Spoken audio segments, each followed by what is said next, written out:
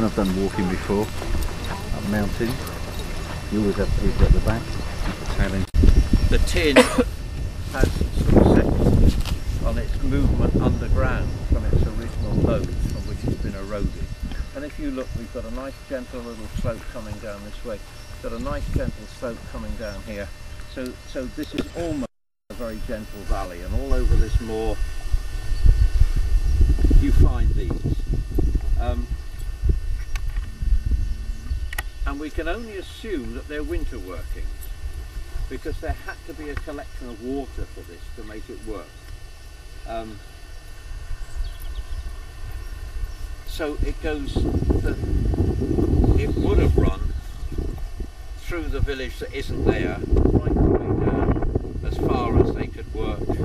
The date, well, we know that Foy Harbour was silting up very badly from the River Foy in the 12th and 14th century. And we know that this moor was uninhabited from about 1000 BC to about 1000 AD. When people came back onto this moor, part of the reason for coming was the cry for tin.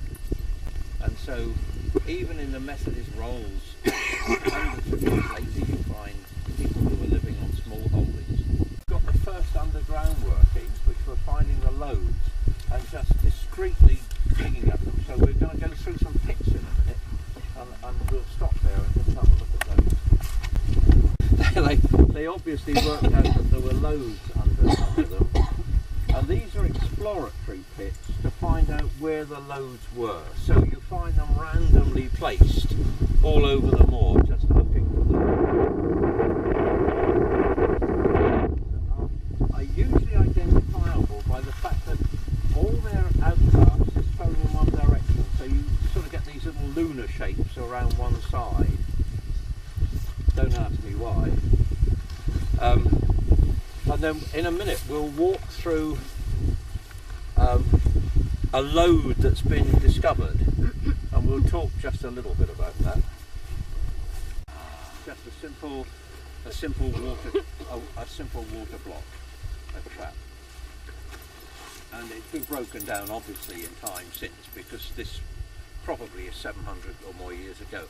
Now, if it follows the Cornish tradition of reservoirs, it should have a clay base to it, because that was the traditional thing that the Cornish people did to ensure that the waters stayed in their reservoir and didn't soak into the ground.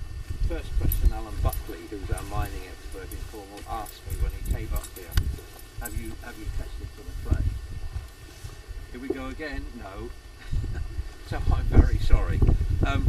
What I can tell you is that despite the fact that the majority of tin was streamed off here probably in 12, 13, 1400s, streamed tin was still being taken in small quantities off Bodmin Moor in the 1950s. And the reason I have an accurate knowledge of that is that my uncle was doing it.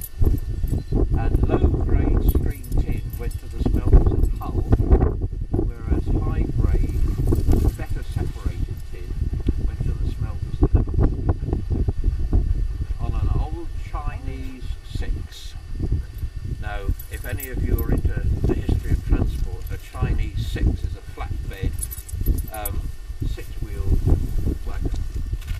Tin was always sold wet, traditionally, because there wasn't enough coal coming into the county to be able to work the engines and to do the drying of the tin. So tin was sold wet in Cornwall, and it was sold 2100 weights to the ton, presumably the extra 100 weight to make up for the water